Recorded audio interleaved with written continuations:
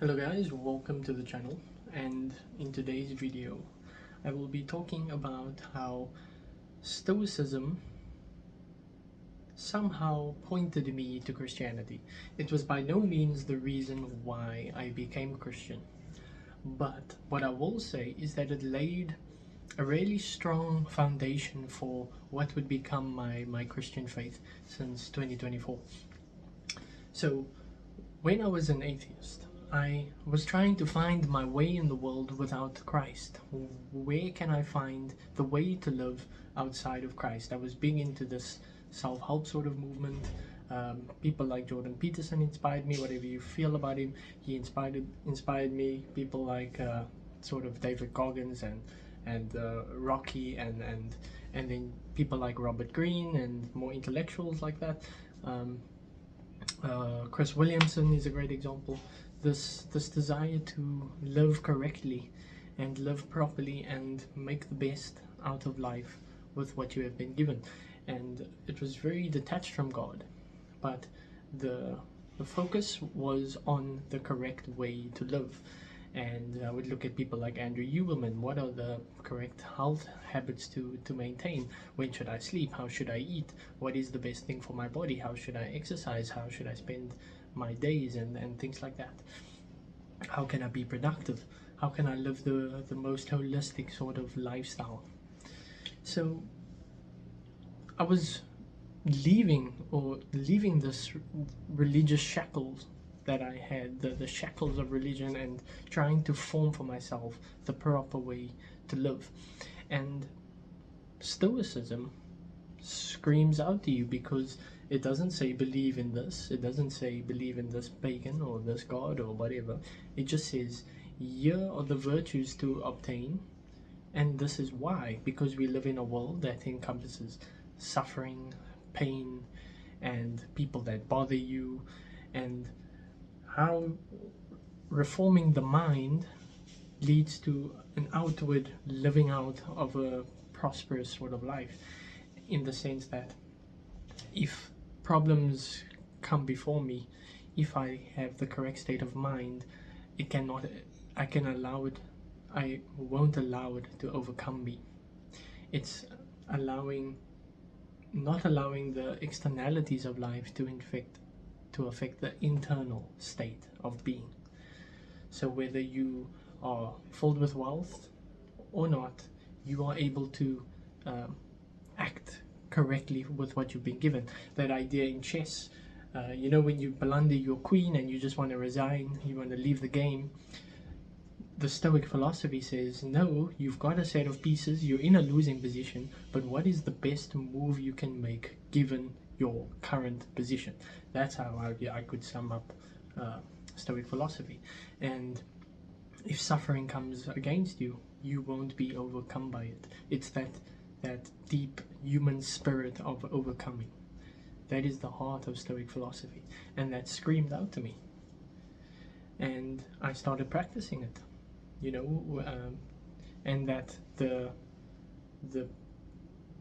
commonality with all these people I was learning from, starting with Jordan Peterson, is that life is suffering, and we don't live correct lives by avoiding that through comforts, through video games, through marijuana, through alcohol, through parties, through sex. We don't run away from the fact that life is suffering and that it's chaotic and we can't make sense of it, but that we build up a character that can withstand that sort of suffering, because it will come. It is a guarantee that it will come. You will get sick.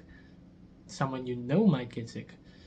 You might die in a few weeks. A family member might go. We cannot predict the state of our lives, and it's a guarantee that some sort of discomfort, suffering will await us. And we have to be prepared for it. It's the idea of the warrior preparing in the garden, but the battles are going to come. So this philosophy is not heavily intellectual, and I often had an issue with that. It's that sort of approach to. I still have an issue with that today. This philosophy where we sit in a room and just think and think and think, but that philosophy, wisdom, is only useful if it makes us live properly, if it affects the way we live our lives. It cannot just be knowledge, it has to turn into a lived out practice. And I still think that way with Christ. So let's go on to that. When I read Meditations after I had then become Christian, I was curious to see this book that was sort of the cornerstone of Stoic philosophy, because I didn't even read it before becoming Christian. I would look at small little excerpts and quotes and stuff like that from Stoics that was very beneficial. I would watch videos and podcasts and stuff, but I never actually read Meditations. But when I read Meditations, the words like logos were mentioned, nature, God, reason. And what I saw was that Marcus Aurelius had this conception of the logos, or transcending God, not God in the Christian sense, but a God that underlies the way the world functions. It's this underlying principle, the logos, this ultimate reason that makes things the way they are. And Marcus Aurelius's basic idea is that through philosophy we can figure out what this way of life is, what this reason is, and even if suffering comes, even poor circumstances, we can, through philosophy, maintain a state of mind that is constantly within that state of being, and within the reason, within nature, and ultimately aligned with God, i.e. the logos. This sounds very familiar. John 1:1 says, in the beginning was the logos, and the logos was with God, and the logos was God. And the logos became flesh and dwelt among us. John is doing something so profound here, that he's not just saying in the beginning was the word as in the Bible, these written words in the sky. He's not saying that.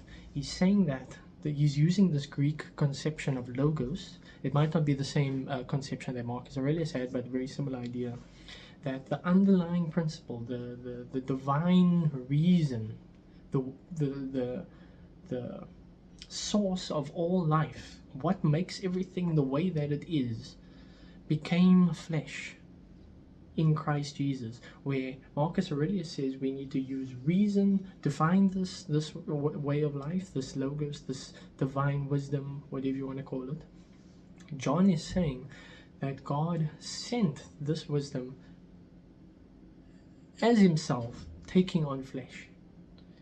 And why I find this so beautiful is because, once again, it's not just a philosophy, it's not just a concept, it's not just here's reason and then we find the way to live, we find God. God became flesh. The logos became flesh. He lived a life as we live. He walked the path. He walked the path of loving no matter what, the ultimate reason, the ultimate virtue, living in that way no matter what, being put on the cross, still saying, Father, forgive them, in the worst circumstance, but he's not letting the worst externality affect his inner being. He's still loving, even while being betrayed, persecuted, put on a cross, crucified. He still loves to the very end. And basically what I'm saying is, and what I think John was alluding to about the Greeks, is that they had this idea of logos, but they didn't know that it was Christ. So this way of being, this way of the ultimate way to live, was presented to us in the life of Jesus.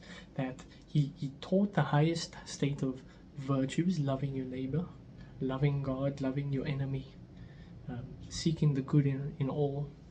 You can go read the Sermon on the Mount. The logos is written all over there. How should one live a life? Go the extra mile, serve those in need, give to the poor, the ultimate way of life. And you do that even when you endure suffering, because then Christ repeatedly reminds them, I am going to suffer, I am going to be betrayed. Do not fear, Love the way I have loved you, no matter what, even when they put you out the synagogues, and even when they hunt you down. Your externalities must not affect the principles I have taught you. This is Stoic philosophy purified. The logos that Marcus Aurelius was trying to find is Christ. Stoicism is pointing towards Christ in that it needs the life of Christ to fulfill what it's trying to do. This way of life is rooted in Christ. And I find that to be so beautiful, that the ultimate truth, the ultimate revelation, the Logos, was revealed in a human life, but also God within that human life. Preaching the highest love, the highest virtue, suffering nobly, and going towards suffering, knowing the suffering will come, as I've said, because we cannot escape it. And supernaturally, miraculously, overcoming it, overcoming suffering and death. And through taking part in that life, taking part in the Logos, we too can share in that divine nature. That is the story of Christianity. And Stoicism is, I wouldn't say it's higher than that, but it's embedded in that way of life. So when Paul goes into Rome and he says, you guys have this conception of this one God, sometimes people have a hint of the truth, but the full revelation was in the way of Christ. The Christian faith purifies all these ideas. It's the ultimate way to live, the Logos, Christ.